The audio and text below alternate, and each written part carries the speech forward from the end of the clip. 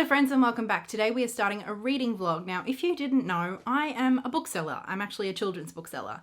That means that I get access to an awful lot of proofs for new release or up and coming releases for children's books. So that includes anything from picture books, board books, junior fiction, middle grade, all the way up to YA. And late May into June, there are an awful lot of new releases that I'm really excited about and a whole stack of proofs that I have to get to. So I thought that's what we could do together in this video. I don't know that I'm gonna get to all of these, but these are the new releases that we have proofs for that I'm personally really excited about that are coming out in the next few weeks. All of these have or are coming out in June, except for Wylah. This one came out on the 31st of May. Then we've got Miss Mary Kate Martin's Guide to Monsters, The Wrath of the Woolington Wyrm by Karen Foxley. This is a new junior fiction series, I think, by Karen Foxley. Onyeka is another middle grade that's coming out this month that I'm really excited about. Then we've got The Lost Ryu by Emma Watanabe Cohen. I'm so excited about this one. I'm excited about all of them. The Marvelers by Donielle Clayton. The Lost Whale by Hannah Gold. When I See Blue by Lily Bailey. I think this is a story about a young person with OCD, so I'm definitely very interested in reading this one. And then I think the only YA that I picked up that I was really excited about is The Lesbiana's Guide to Catholic School.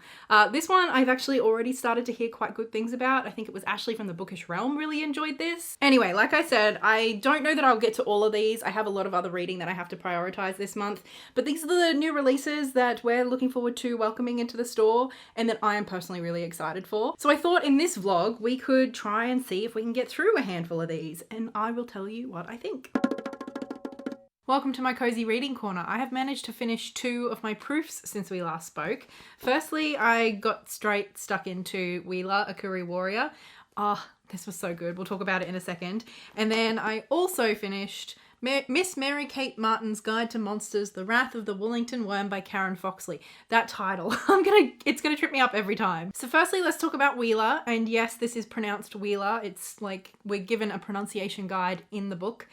Oh, this was so fun. So this is by Jordan Gould and Richard Pritchard, 2 Indigenous Australians, and actually they popped into the store recently to sign a whole bunch of the copies of the books that we had in. Along with the proof, I got some information as well from Alan and Unwin talking about the book and how it came to be. And I wanted to read something that Richard and Jordan said about why they wanted to make this book. We want people to know that Indigenous media and storytelling can be fun, and it can be mainstream. We want to teach language, art, and culture alongside a commercial acceptance of Indigenous culture. Wylah is aimed at both Indigenous people, to feature a young, determined heroine who looks like them, and non-Indigenous people who want an enjoyable entry point to learn more. We are so proud of this book, and I think they really should be. Basically, this is kind of like historical fantasy in a way, and we follow our main character Wylah, who is a young Indigenous girl, and I think this is set, I don't know that it says exactly when, but like, it's when megafauna exists, so like 40,000 years ago maybe. And Wylah is a sweet, creative girl who loves art. She's an artist, and we meet her just when she's about to basically take her first art class. Like normally her grandmother teaches the young ones about art, whereas this time it's Wylah's turn to start teaching. So we get introduced to a character who really knows her strengths and that her strengths lie with creativity and teaching. But then something pretty terrible happens and Wylah's entire community is captured and taken away by people who are harnessing the power of dragons. They've basically destroyed the land and captured Wylah's community, and Wylah sort of stumbles back upon this scene and finds her grandmother. Her grandmother fought to try and protect her community, but she failed and now she's dying, and she's basically told Wylah that it is her responsibility now, that she has to step up and become the Koorie warrior and save her people. So there's definitely a strong fantastical element, but it's all very rooted in Indigenous culture. And I love how throughout we get introduced to words, whether it's names or just descriptions of things that are Indigenous words, and we get like little meanings down the bottom, and there is a glossary at the back as well with a pronunciation guide. There's some really gorgeous illustrations throughout the book as well that just really like add to the whole experience of reading this. And we basically just follow Wylah as she's figuring out how to be the warrior and the hero that she needs to be, and figuring out how to use the strength that she already has while developing new ones. It's an incredible adventure that just sort of weaves in lots of information about Indigenous culture and art and language throughout really effectively. And it's such a great setup and first installment to what I hope will be an incredible series. A great fast-paced read that I definitely recommend. Then I also finished Miss Mary Kate Martin's Guide to Monsters, The Wrath of the Woolington Wyrm. Now, Miss Mary Kate Martin's Guide to Monsters is going to be a new series. Like, this is the first installment, and this first book is The Wrath of the Woolington Wyrm. And this is Karen Foxley's first junior fiction title, so this is appropriate. Well, it's marketed for 6 to 10 year olds, and I think I would agree with that. I can't actually speak to the illustrations from Frida Chu because my proof doesn't actually include them. They've just got placeholders instead. So I'm looking forward to seeing what they are like when the book comes in, and I'm also looking forward to seeing what the cover looks like. Anyway, this is quite a sweet sort of mystery story. We follow Mary Kate, who is the daughter of a professor. She's an archaeologist, I think. And basically they have been called to Woolington Well, which is a small town, it seems like, that is in the middle of quite a lot of development. Lord Woolington wants to build a big shopping centre, the biggest shopping centre in the land, so that everyone will want to come to their town. But building this shopping centre means that they will be destroying an ancient well that has a lot of mythology and folklore attached to it. And when this development started, some of this folklore and mythology from centuries long gone started happening again. Basically, there's a story about a worm, a giant worm who lives in the well, who has terrorized the town at different points throughout history. And there are some weird things starting to happen now that the well is threatened again. And so some of the people who believe in this mythology have basically asked to have an archaeologist come and assess and hopefully protect the well. And so while the professor is off doing, like, you know, archaeology kind of investigation, Mary Kate, who is a very sweet little girl with quite high anxiety levels, she is like in the library doing some research of her own and trying to find out more about this worm and the folklore of this town. Trying to figure out if it's true, what elements of the story might be true, what might be false, and interview some people and figure out what's really going on here. It's quite a fun little story with lots of developments throughout, and I especially just really loved Mary Kate herself. Like I said, she actually has quite high anxiety levels, and we see throughout some of her like checking behavior and some of her more obsessive thoughts that she goes through. Some of them you can see her actively trying to sort of talk herself through, and she has her own coping skills and mechanisms as well. We also see her develop a really sweet friendship that I appreciated. So there was just a lot that was quite sweet and cute about this that I really liked. So it's a great mystery that is quite spooky and interesting, but it never reaches scary, which I appreciated as someone who doesn't like scary books. And I especially liked seeing some just like casual representation of anxiety and maybe OCD. It's never named, but those are the sort of tendencies that are on display in the character of Mary Kate. And I appreciated just sort of like having that as something that she contends with, something that's part of her life. Sometimes it's a bigger part of her life than at other times, but that she just sort of like factors in and works through. Even though I haven't always loved Karen Foxley's stories, I always appreciate her writing. I think she does a great job of making something really readable and compelling and entertaining without ever speaking down to the reader. Especially, I think that's quite an important thing when you're writing for children. She definitely writes for readers and kids who enjoy reading and language, and I think you can tell that in this. Even though it's aimed for 6-year-olds, it's still quite clever and quite charming too. I really liked it. The next book I'm planning on reading is The Lost Ryu by Emmy Watanabe Cohen. I haven't really heard anyone talking about this, but there's something about it that I think this is going to be a more like introspective, emotional story from what I can tell, and I love those. So I'm excited about this one. Hello friends, excuse the lighting, it's quite late at night. I just got home from work and I wanted to talk to you about my new favourite middle grade book ever. I cannot begin to tell you how much I adored this book. Now, it's only 200 pages, but it packs a punch, and there's actually quite a lot going on in this book. So let me try and talk you through it without spoiling it. Basically, this is kind of like an alternative history. It's set in 1960s Japan, and in it we meet a young boy named Kohei. I think he's about 10, and we find out quite early on that Kohei has memories that he shouldn't really have, that don't really belong to him, and that are memories of times before he was alive. There is one memory in particular that really sticks with him, and that is of about 20 years ago at the end of World War II. he has this memory of watching his grandfather in a crowd at what he thinks is a parade and looking up in the sky and seeing big, massive dragons. In this world, people do have dragons, but they're very small. They basically fit in the palm of your hand. There used to be large dragons that lived in Japan, but they all disappeared at the end of World War II. Kohei lives with his mum and his grandfather, and his grandfather seems to have some substance abuse issues, some anger issues, maybe some PTSD going on. And Kohei believes that if he can just find or discover one of these large dragons and show his grandfather that these large dragons still exist, that he might be happy again and they might be a happy family. Then one day, Kohei and his family get some new neighbors. They're from America. One of the parents is Jewish, the other parent is Japanese American, and their daughter speaks mostly English, although she does speak Japanese as well, although she doesn't feel super fluent. This daughter's name is Izolde, and she's about the same age as Kohei, and they become friends. Some stuff happens, and basically they kind of go on this little mini quest to find a large dragon for Kohei's grandfather, but things just don't go as planned, and instead they uncover a whole bunch of history about Kohei's family and about the nation of Japan that he just had no idea about and was not expecting. So it's an incredibly moving, powerful, heartbreaking, but also affirming story about intergenerational trauma. It also explores themes around national pride and nationalism, and also around forgiveness. So in a lot of ways, these dragons and this story is in large part an allegory, but it's just one of the most beautiful things I've ever read, and I was gripped the entire time. I read this in a matter of hours. I could not put it down, and by the end I was literally sobbing. I loved getting to know Kohei and sort of seeing him struggle with his emotions. He's very much been taught, especially by his mother, to suppress his emotions, and we see him really struggling with big feelings like anger. I love Izolde. She's a beautiful character and makes such a good friend to Kohei. Obviously, being Jewish and Japanese American, her family has their own history and their own things to work through. And although her experience and her family isn't at the forefront of this story, that reality is still very much present.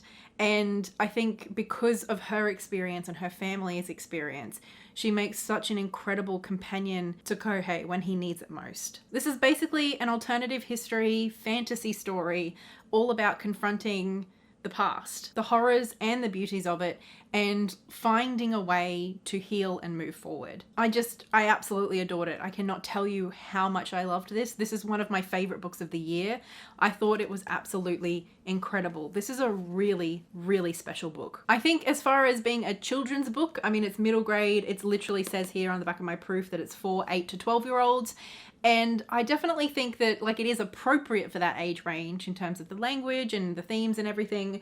But I do think that this is one of those more introspective, thoughtful books that is for a very particular kind of young reader. I think this is just something that middle fiction can do so well, and that is taking big, complex parts of history and feelings and emotions and adding a whimsical, magical, metaphorical element that allows us to really dig deep into the feelings of the whole situation. It allows us to get to the emotional nugget of truth rather than being swamped by all of the horrors of the reality, if that makes sense. This was so beautiful and so well executed. I kind of can't believe it's a debut. If this even slightly appeals to you, I cannot recommend it more highly. Like I said, this is a new favorite middle fiction for me. I'm quite happy with myself that I managed to talk to you about this book without crying, because every time I've spoken to someone about this book in the 36 hours since I finished it, I have cried. At the very least, teared up, even when I'm recommending this book to customers.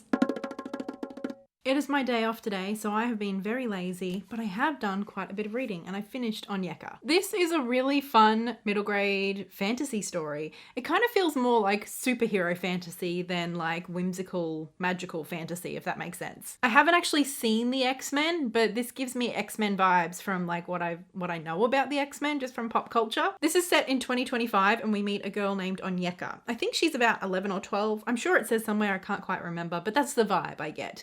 And and she lives in Britain and she has a best friend named Cheyenne. They're the only two British Nigerian girls who go to the same school, so they sort of became friends that way, but they're really close and I loved watching their friendship. Anyway, Onyeka lives at home just with her mum. Her mum is a single mum, and her mum is like weirdly protective and regularly says weird things like that Onyeka can't do things because she's not like all the other kids. Anyway, for Cheyenne's birthday, all she wants is to go to the pool and swim with Onyeka.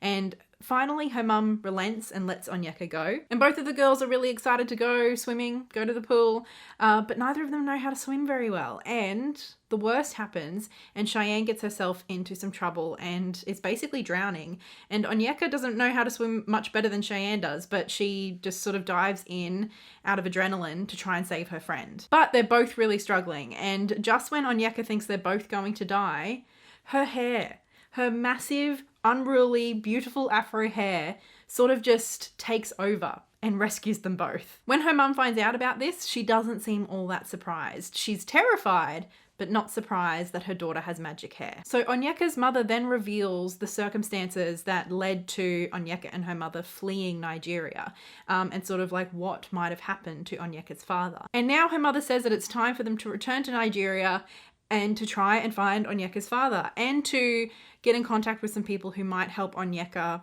learn how to control and use her powers in a safe way. Because while these powers are kind of really cool, she can't control them. They're very much tied to her emotional state, and they leave her feeling very sick after she's used them. So she ends up at this kind of like superhero, super kid school in Nigeria with a bunch of other kids who also have weird and cool powers, while her mother goes out trying to locate her father. And then some stuff happens and there's a bit of a mystery and some missing people, and Onyeka and her friends have to figure out sort of like what the truth of the situation is and have to help each other get through safely. So I loved, I'd say, the first 2/3, maybe even 3/4 of this book. I couldn't put it down. It was really fun. And I love the character of Onyeka. And to be honest, most of the characters, all of the characters felt really vivid and alive. I do also like the really empowering sort of metaphor of Onyeka's hair being her talent. Being a Nigerian kid in a British school and being one of the few people of colour at this school, she's often made fun of for her hair. So for it instead to turn into one of her greatest strengths is, I think, a really cool thing to centre a story around. For me personally, though, the ending did fall a little bit flat. I was sort of waiting for it to crescendo, and instead it just kind of petered out. The reveals were very predictable. So although it feels a little derivative, the writing's great, the characters are fantastic, so it's still a really good read. It definitely fits very comfortably in the like Harry Potter, Nevermore, Amari and the Night Brothers kind of category, if that makes sense. I didn't know this going in. I thought this was a standalone, but from the ending, I think this is actually going to be the first in a series. And if that's true, I think I like it more. Like, I like it more as a setup than as a standalone. And if it is a series, which I hope it will be, I definitely will be interested in kind of seeing what happens in book 2. So although I wasn't completely sold by that last quarter, the ending, the climax, I still love Onyeka. I still love this kind of world that's being built up, and I still want to see what happens next. So it's the end of the week, and I'm very happy to say that I did manage to finish The Lesbiana's Guide to Catholic School. This was such a sweet, queer story. We follow the main character, Yami. She and her family are immigrants to America. Their family's from Mexico. Their father was deported, so they're now living in America just with their mother. They have plenty of contact with their father, and Yami in particular really adores her father. Her mother is a very strict Catholic, and she seems to be putting an awful lot of expectation and pressure on Yami to really be like the perfect role model and to take care of her younger brother. In fact, at the beginning of the book, we find out that the younger brother is really struggling with public school. He's sort of being bullied and picked on. He's getting into some rough situations. And so their mother wants them to go to their Catholic school, but she can only afford his tuition and half of Yami's tuition, so she has to work part-time in order to pay her own tuition to finish high school. Although she does also want to go to the Catholic school, one, to look after her brother, but also because her best friend at the old school actually outed Yami to everybody at school and was really, really homophobic and horrible to her. So she wants to kind of get away from this crowd, get away from the past, and go to this Catholic school, pretend she is as straight as they come, and take care of her brother. But at the Catholic school, she meets another girl there who is pretty out and proud, even though she faces plenty of resistance from the school and from the other students as well. And Yummy pretty quickly develops a very heavy crush. So there's lots of queer rep in here, and there's some pretty powerful representation of kids struggling with their own sexuality and their own identities, and the different kind of responses different kids have from their parents and the different relationships they have with their parents. And it really highlights just how important it is for kids to feel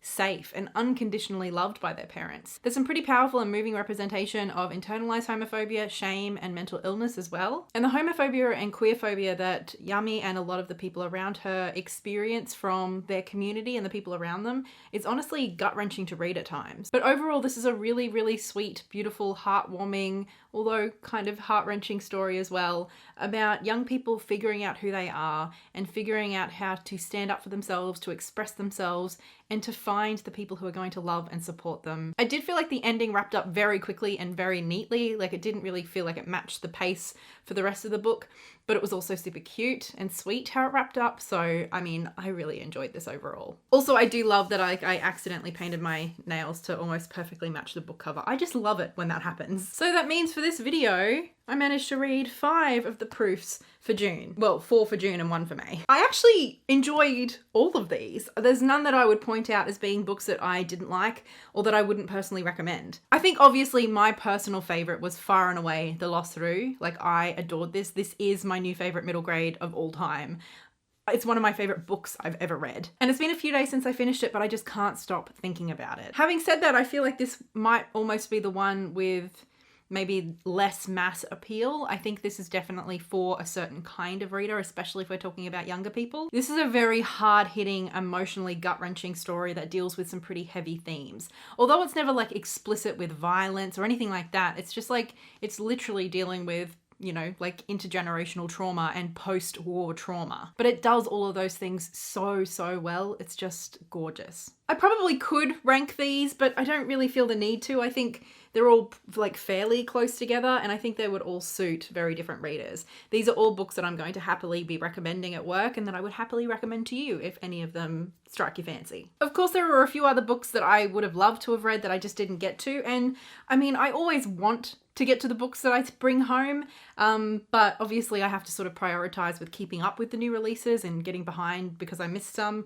I think I'll just wait and see how I go. I might mood read these at some point, but given that we're moving into July, they're no longer a priority. I mean, I have heard quite a lot about The Marvelers though, so I'm definitely interested in that one. I think of all of these, that's probably the one I'm most likely to get to. So thank you for following along and reading these proofs with me this month. I think I would really like for this to become a bit of a series where I regularly read the proofs that I'm getting from work, partly because I think it's fun to talk about new releases, but also because that keeps me accountable and keeps me on top of the reading that I need to be doing. But that's it for this reading vlog. I'd love to hear in the comments below if you have read any of these or if you plan to now that you've watched this video. A big thank you to everyone over on my Patreon, especially my high tier patrons, Livia, Lynette Brown, Laurie, and Ian Yitzhak. And I will talk to you again in another video very soon. Until then, happy reading.